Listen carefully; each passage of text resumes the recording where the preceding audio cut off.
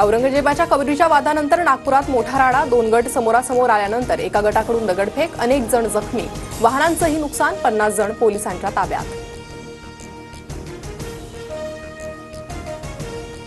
जमावाला पांगवण्यासाठी नागपूर पोलिसांकडून लाठीचार्ज, अश्रुधुराचाही मारा, गल्लोगल्लीत जाऊन पोलिसांचं सर्च ऑपरेशन, नागपुरात जमावबंदीचे आदेश लागू। नागपुरात दंगलखोरांनी मारलेले जवळपास अर्धा ट्रॉली दगड पोलिसांकडून जमा, महाल परिसर, भलदापुरी आणि हंसापुरी भागात जाळपोळ आणि दगडफेकीत 25 पोलीस जखमी।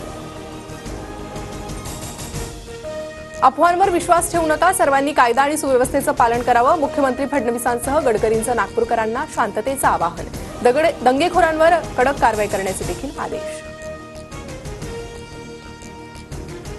सत्ताधारी मंत्र्यांकडूनच शांत महाराष्ट्र पेटवण्याचं काम, 400 वर्षांपासून औरंगजेबाची कबर, मात्र आता राजकारण सुरू, नागपुरातील राड्यानंतर विजय वडेट्टीवारांचा आरोप। नागपुरात पोलिसांवर झालेला हल्ला दुर्दैवी, देशद्रोही लोकांना सोडणार नाही, दोषींवर कठोर कारवाई होणार, उपमुख्यमंत्री एकनाथ शिंदेंची ग्वाही। नागपुरातील दगडफेकी दरम्यान 40हून अधिक पोलीस कर्मचारी जखमी, महाल परिसरात प्रचंड तणावाचं वातावरण, गर्दी पांगवताना पोलिसांची कसरत। औरंगजेबाची कबर हटवण्यासाठी पुणे आणि छत्रपती संभाजीनगरमध्ये विश्व हिंदू परिषदेचे आंदोलन, तर औरंगजेबाची प्रतिकात्मक कबर आणत कोल्हापुरात बजरंग दलही आक्रमक। इथे फक्त छत्रपती शिवरायांचाच महिमा मंडन होणार, औरंगजेबाचं उदात्तीकरण नाही, मात्र कबरीला पुरातत्व विभागानं 50 वर्षापूर्वी संरक्षण दिल्यानं दुर्दैवानं सरकारलाही ते देणं अनिवार्य, मुख्यमंत्री फडणवीसांकडून स्पष्ट। कारसेवा करून बाबरी मशीद पाडली, आता हीच पुनरावृत्तीची वेळ, समझने वाले को इशारा काफी है, मंत्री नितेश राणेंचं सूचक वक्तव्य। आता भाषणबाजी नको, औरंगजेबाची कबर तोडण्यासाठी शिंदेंनी तारीख आणि जागा सांगावी, टी राजा आक्रमक, तर औरंग्याच्या थडग्यावर थुंकण्याची व्यवस्था करा, तिथलं पर्यटन वाढेल, सुनील देवधर यांची फडणवीसांकडे मागणी।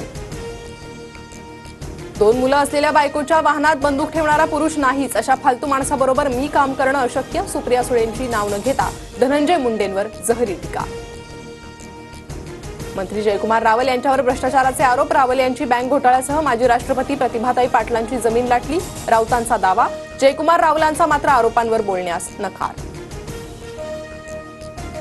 बीडमधले 26 पोलीस कर्मचारी आरोपी वाल्मिक कराडच्या जवळचे, तृप्ती देसाईंकडून लेखी पुरावे आणि पेनड्राईव्ह पोलीस अधीक्षकांकडे सादर, गुन्हेगारांना लपवण्याचं काम करणाऱ्यांना तातडीनं जिल्ह्याच्या बाहेर काढा, देसाईंची मागणी।